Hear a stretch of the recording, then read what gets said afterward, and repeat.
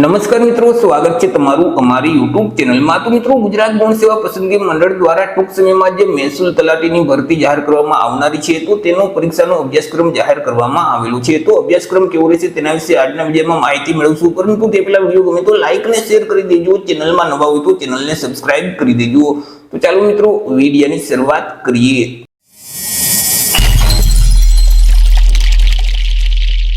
તો મિત્રો, અહીં ઉમેદવારનું જે સિલેક્શન છે તે અલગ અલગ બે સ્પર્ધાત્મક પરીક્ષાના માધ્યમથી કરવામાં આવશે। સૌથી પહેલા તો તમામ ઉમેદવારની એક પ્રાથમિક પરીક્ષા લેવામાં આવશે। હવે આ જે પરીક્ષા છે તે હેતુલક્ષી પ્રકારની રહેશે, એટલે કે તેમાં MCQ પ્રકારના પ્રશ્ન પૂછવામાં આવશે।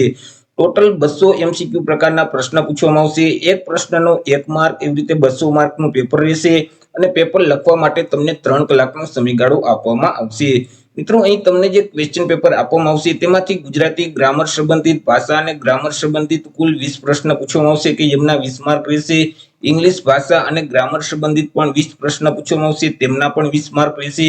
ત્યાર પછી ભારતનું બંધારણ છે, જાહેર વહીવટ છે, ઇકોનોમિક્સ છે, તો તેને સંબંધિત કુલ 30 પ્રશ્ન પૂછવામાં આવશે કે જેમના 30 માર્ક રહેશે। ત્યાર પછી મિત્રો, અહીં ઇતિહાસ, જીઓગ્રાફી અને કલ્ચર સંબંધિત 30 પ્રશ્ન પૂછવામાં આવશે કે જેમના પણ 30 માર્ક રહેશે। પર્યાવરણ છે, સાયન્સ અને ઇન્ફોર્મેશન ટેકનોલોજી છે, તો તેને સંબંધિત પણ 30 પ્રશ્ન પૂછવામાં આવશે કે જેમના પણ 30 માર્ક રહેશે। વર્તમાન પ્રવાહ, એટલે કે જેને આપણે કરંટ અફેર કહીએ છીએ, રોજે રોજના જે અગત્યના બનાવો છે, તો તેને સંબંધિત 30 પ્રશ્ન પૂછવામાં આવશે કે જેમના પણ 30 માર્ક રહેશે। ત્યાર પછી ગણિત અને રીઝનિંગ પ્રકારના જે દાખલાઓ છે, તો તેવા 40 દાખલાઓ પૂછવામાં આવશે કે જેમના 40 માર્ક રહેશે।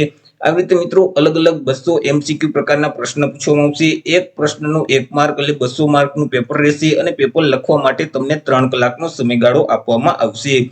મિત્રો, આ જે પરીક્ષા લેવામાં આવશે તેમાં માઇનસ પત્તી લાગુ પડશે જો તમે પ્રશ્નનો જવાબ છે તે ખોટો ટીક કરશો, અથવા તો એક કરતા વધારે વિકલ્પને તમે ટીક કરી દેશો, અથવા તો વિકલ્પ ટીક કરતી વખતે કોઈ પણ પ્રકારની છેકછાક કરશો, અથવા તો ખાલી છોડી દેશો, તો તેવા સંજોગોમાં માઇનસ પત્તી છે તે લાગુ પડશે। તમે મિત્રો જે પ્રશ્નનો સાચો જવાબ આપેલ છે અને તમને 1 માર્ક મળેલ છે તેમાંથી 0.25 માર્ક માઇનસ કરી દેવામાં આવશે। ત્યાર પછી મિત્રો, જે ઉમેદવાર પ્રાથમિક પરીક્ષામાં પાસ થઈ જશે એટલે તેનું એક મેરિટ લિસ્ટ તૈયાર કરવામાં આવશે અને મેરિટમાંથી જગ્યાના 5 ગણા ઉમેદવારોને મેઇન પરીક્ષા, એટલે કે મુખ્ય લેખિત પરીક્ષા માટે બોલાવવામાં આવશે। આ જે મેઇન પરીક્ષા છે તે મિત્રો વર્ણનાત્મક પ્રકારની રહેશે, એટલે કે તેમાં તમારે અલગ અલગ 3 પેપર આપવાના રહેશે કે જેમાં પહેલું પેપર છે તે ગુજરાતી ભાષા સંબંધિત રહેશે, તે 100 માર્કનું રહેશે અને 3 કલાકનો સમયગાળો આપવામાં આવશે તેના માટે। બીજું જે પેપર છે તે ઇંગ્લિશ ભાષા સંબંધિત રહેશે, તે પણ 100 માર્કનું રહેશે અને તેના માટે પણ તમને 3 કલાકનો સમયગાળો આપવામાં આવશે। મિત્રો, આ જે ગુજરાતી અને ઇંગ્લિશ ભાષા સંબંધિત જે પ્રશ્નપત્ર છે, પેપર છે, તે ધોરણ 12 સમકક્ષનું રહેશે।